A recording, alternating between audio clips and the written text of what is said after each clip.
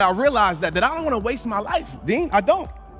We have so much potential inside of us every single day. Like, every single day is an opportunity, and respect the opportunity every single day. I think it's important for those that don't know your story, if you wouldn't mind going, I know you're not a guy that loves to talk about yourself. You always want to give. Right. You're always giving. You're always talking about the audience. But I think it'd be great here just take a few minutes and kind of share, why are you, were you doing tweets and then start doing videos? And sure. Now you got this passion that every video you do is so full of passion. I'd love to share where it came from. For sure. How y'all doing, first of all? Y'all good? Yeah. There we go. Say it like you mean it. Y'all good? There we go. I'll try to, I wouldn't say shorten this story, but, tell it as best as I can. But just a little background with me, from me is, football was my whole life. And when I talk about football, I always tell people, for some people, it's a relationship that's their whole life. For some people, it's their job, whatever it may be. But that was my identity, football, since I was 5 years old, growing up in New Orleans. That's all that I knew was sports. And, blessed enough, high school, I was a standout in Fort Worth, Texas. Then I got a scholarship to Baylor University, a full athletic scholarship, and my parents definitely thanked me for that, it was kind of rocky because that's my first time ever feeling like I wasn't enough, because when I first got there, my ego was pretty big, I'm a high school standout in Texas. When I got there, I got redshirted. And I'm like, what is this? I can get redshirted? So I got humbled real quick, but I was always taught to work hard, push through it, and have faith. And my career at Baylor was very rocky. Like, I don't know if any of y'all are Baylor Bear fans or college football, but the Baylor Bears you see today wasn't the Baylor Bears that we were. We had losing records all the time, right? Before the RG3 days. Worked really hard, got a chance to make it to the NFL. And that's kind of where my life took a plummet. And you got to realize, like, that was my Mount Everest. That was my everything since I was a little kid, to make it to the NFL. And to get there and for my life to really hit a downward spiral, really put me into depression. So I don't know if any of y'all guys watch the videos or, tune into my messages. A lot of people ask, how can you connect so well with people that are depressed and stressed? Because I've been that person. I know how it feels to be hurt. I know how it feels to lose something. When I made it to the NFL, I was an undrafted free agent. My whole college career, I was projected to go 4th and 5th round, and you're sitting there waiting for the phone to ring, and it's not ringing. And your parents are asking, Trent, are you okay? Are you okay? And I'm like, yeah, I'm smiling for the camera, but dying behind the scenes, like a lot of people do, right? I'm all right. Really inside, I was like, man, what's going on? I was like, I have to get drafted because that's just my whole entire life. Made it to the Colts, but in a great situation. Right after the year they won the Super Bowl, I got a chance to play with a guy named Peyton Manning. Y'all might know him, right? We got some Peyton fans in here. All right. Coach Dungy was my coach, and I couldn't be in a better position to be around champions. But I have to be honest with you guys. When I got there, I was so worried about living the lifestyle than working hard. Because when I went back to Fort Worth, I had to prove to people that I made it. So I bought the car. Not saying you can't have nice things, but I would ask you, what do you have those nice things for? Is it for yourself or to please others? For me, it was to please other people and put myself on a pedestal. So I bought all these things, and my contract wasn't even guaranteed, right? And so I'm like, what am I doing with my life? I ended up getting cut 6 or 7 times throughout my process. From the Colts, I got cut 3 times. After the preseason, they brought me back, cut me again. I drove all the way from Indy back down to Texas. As soon as I get back down to Texas, I want to bring you back. I'm like, what? You could have told me that 2 weeks ago, right? And at that point, my life started to hit a spiral. And I started to turn to things, just to be real with you, things that would fill me up for the moment, give me a temporary high, a temporary fix. And I realized, like, doing those things is like a cup with a tiny hole in it, right? You can pour water in that cup, but eventually what happens? That cup will be empty again. And that's what I was doing in my life, going to these things and going to these clubs and doing all these things just to find significance, because I had to prove to myself that I made it. Fast forward a little bit, ended up getting cut from the Colts after the season, went to the Seattle Seahawks. And really, Dean, this is where I hit my downward spiral, like, for real. I got cut again 3 or 4 times. And at that point, I'm trying to fake it till I make it for everybody. I have a child on the way. I'm like, what am I going to do with my life? And I went to school for speech communications, but to be real with you, I took speech communications because I didn't want to fail out of Baylor. And it's funny how I'm using that now, right? And y'all can laugh, right? And what did it with me with the Seahawks, and this is nothing against the organization, but I remember I was at home in Fort Worth, and I was cut at the point, maybe it's like November. They said, hey, they called me, say, hey, Trent, we want to bring you back. And I'm like, can I come back tomorrow? Because I'm in Dallas. They say, no, you need to get on a plane tonight. Come tonight. So I drove all the way from Dallas to Fort Worth, which is a good drive. pack my stuff, I get on Facebook and tell everybody, I'm back with the Seahawks, and I'm proud, I'm happy. Get to the airport, pack my bags, I get a call. It's a 206 number, which is Seattle, if you know. I pick it up and say, hello? They say, Trent, we changed our mind, never mind. Yeah, y'all can laugh now. I can laugh about it now, right? I'm like, at that point, I was devastated. So I'm like, are you serious?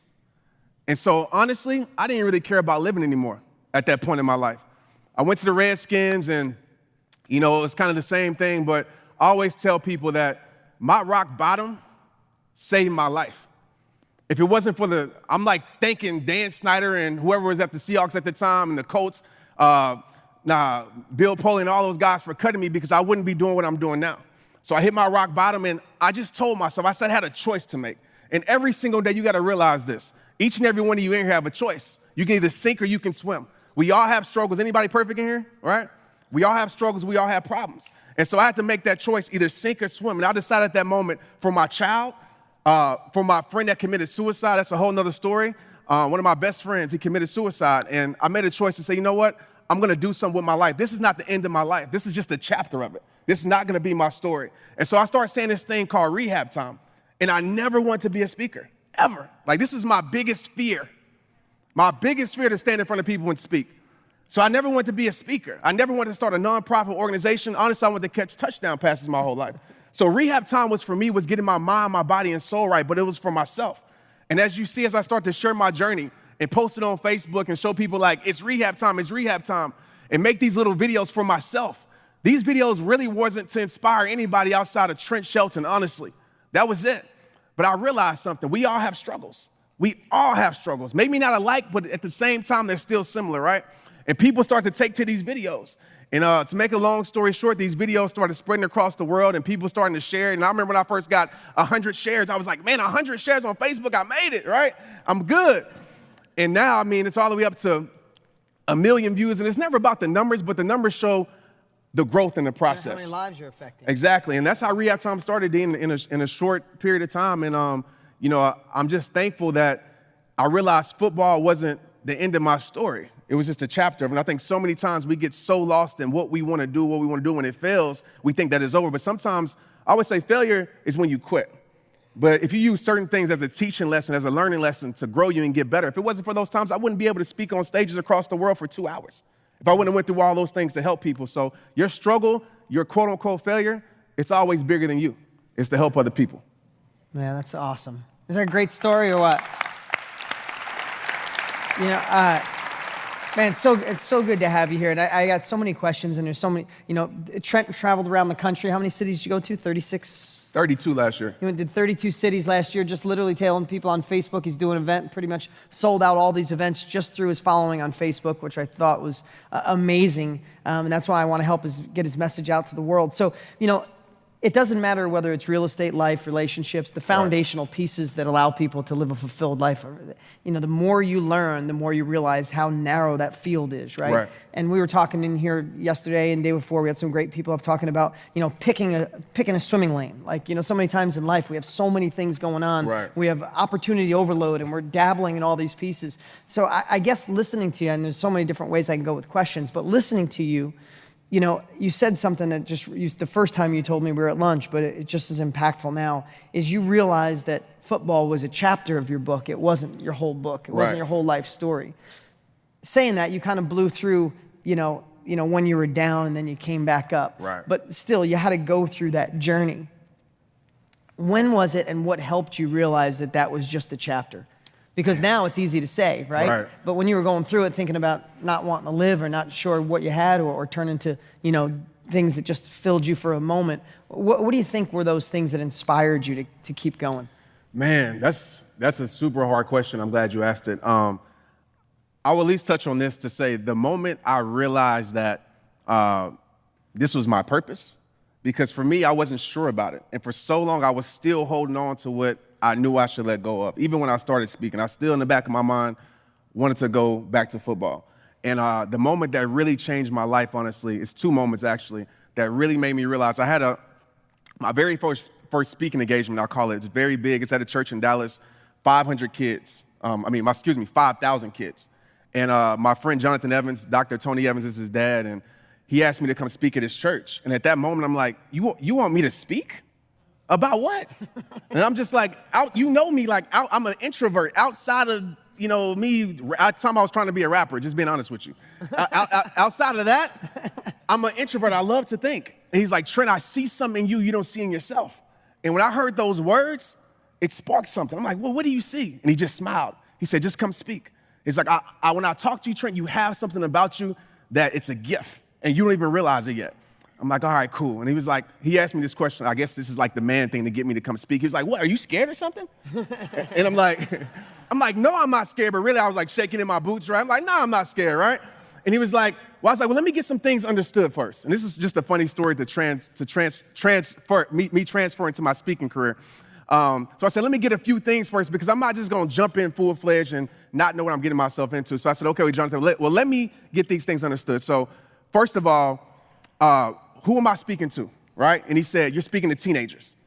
And if you ever spoke in front of teenagers before, that is the hardest crowd ever, right?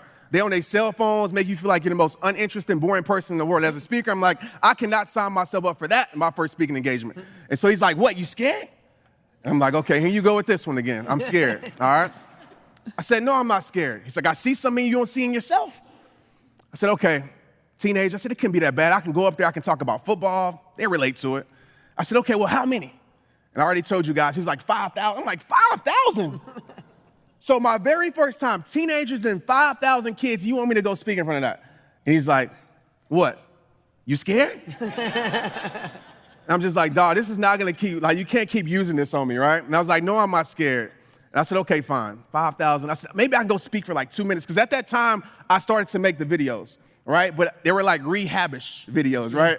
I was living on on the fence, you know, 1 foot in, 1 foot out.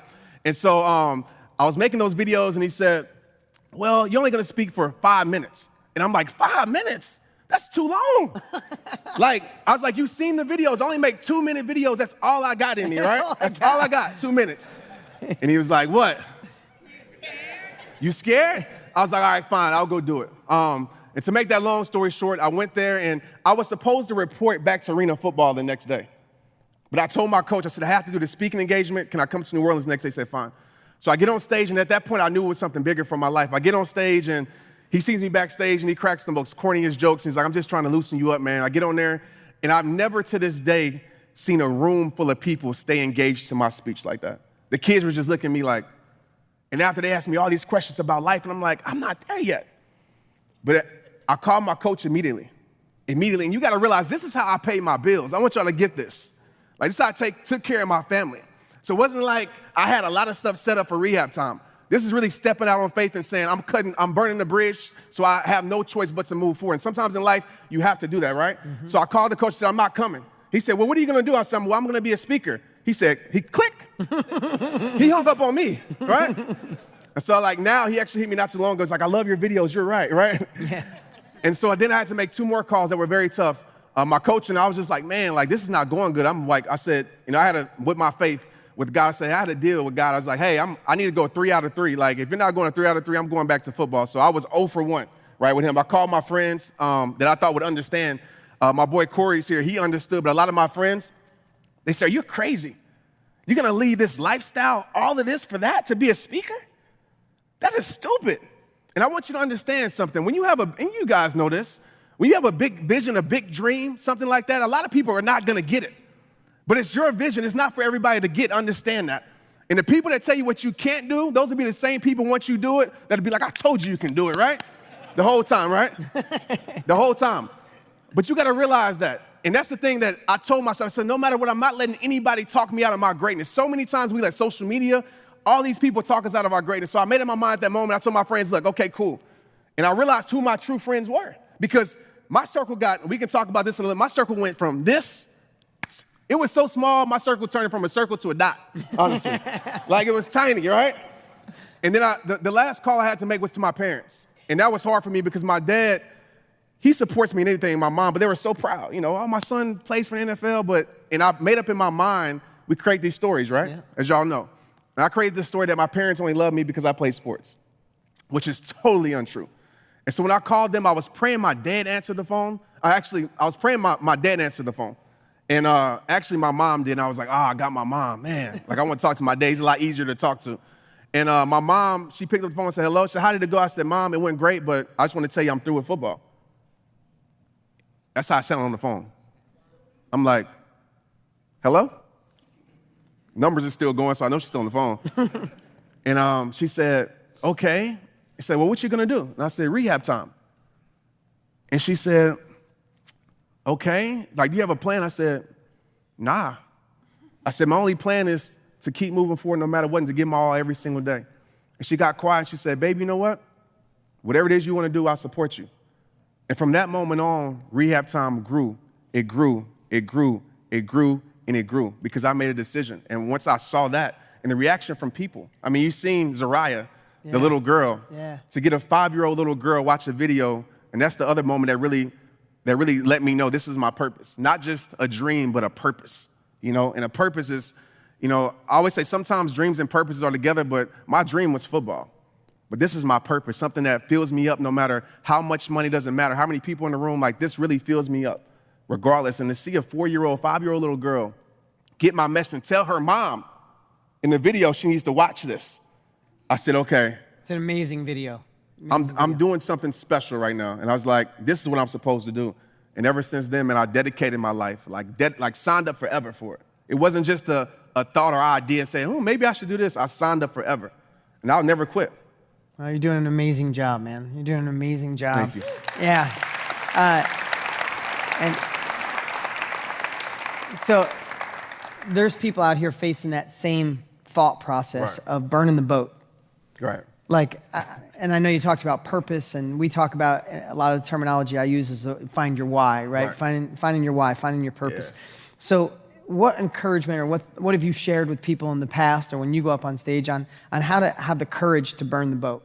Even if you're a doer, sometimes we get caught, right? We think that maybe we should be happy where we are, but we have that, you said before, smile on the outside, but the inside screaming for more. Right. You know there's more gas in the tank. You know you have more potential.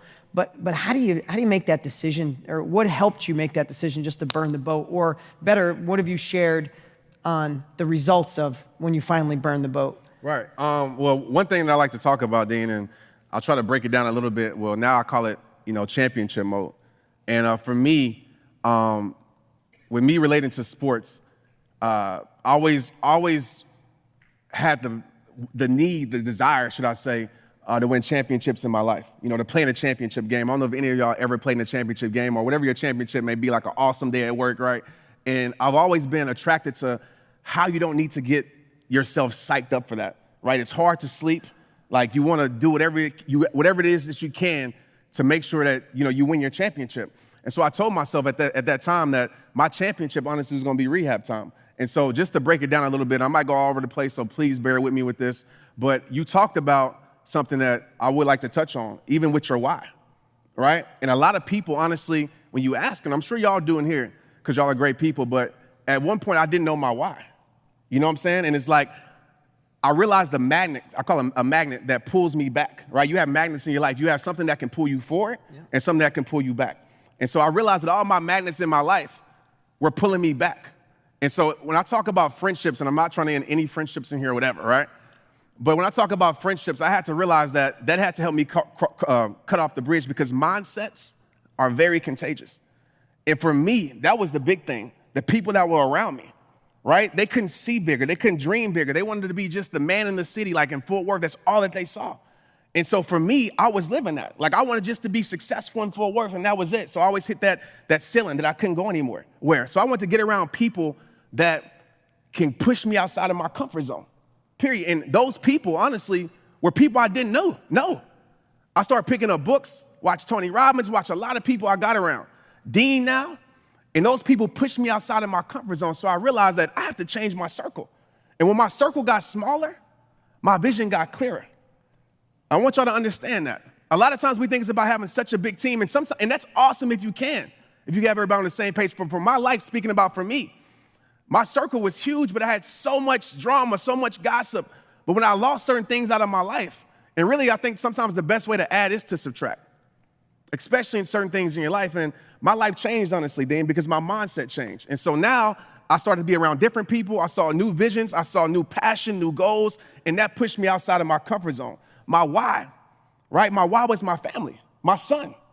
I had 2 whys, and I know I touched on it earlier, but my college roommate committed suicide. You know, one of my best friends, and it hurts for me to talk about this, so if I get emotional, please forgive me. But somebody that you grew up with, somebody that you worked hard with, my roommate, honestly. And when you see him throw his life away, you know, because whatever problems he was going through, and to see that, and I started to think like he couldn't even call me, right? I'm so busy with my life that my own friend, one of my best friends couldn't even call me. And so I'm like, what am I doing in my life? What am I doing in my life? I got to change something. And so I promised myself at that moment, and when I first started this, I did it, but now my phone will be going crazy. I can't do it no more. But I open up my phone line. I would get on Facebook and say, if you have a problem right now, call me. I might not can respond to everybody, but if you text me, I'm gonna sit there for 2 hours and respond to as many people as I can because I made a promise to him that I would keep him alive through me. So when you have that why like that, a why that won't let you quit no matter what, your why has to be bigger than you. Because if it's all about you, I promise you, you will quit on yourself. But when you have something that's greater than you, bigger than you, which I had, it made me not quit. My son, of course. My family, of course. Rehabbers across the world now.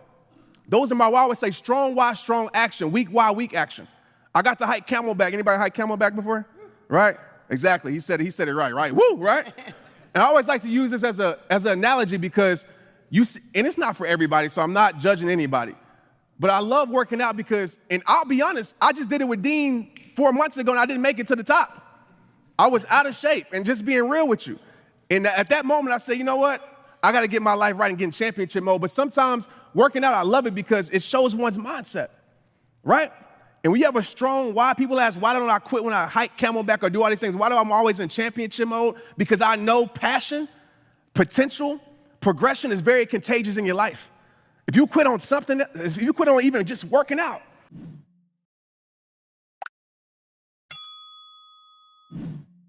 it will flood into other areas of your life.